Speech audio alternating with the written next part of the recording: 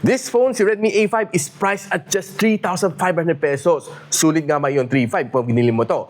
Itong phone na ito, honestly, it looks really nice. Hindi mo kaya masasabi no, na mukha siyang 3,500 dahil medyo sophisticated kaya look. Yung kanyang camera bump looks quite nice. Yung kanyang gold and black na combination, for me, it's looking good.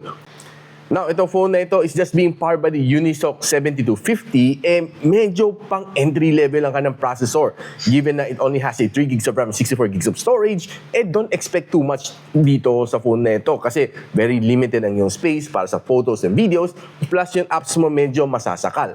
But honestly, I would say na not so bad naman ang experience dito. Just don't expect too much sa kanyang camera. Don't expect na makakalaro ka ng grabing heavy gaming dito sa phone na ito. And this one is running on Android Go, Android 15 na HyperOS. Day-to-day basis, very good naman siya. Kaya naman mag-multitask. Except that hindi lang siya kaya mag-gaming.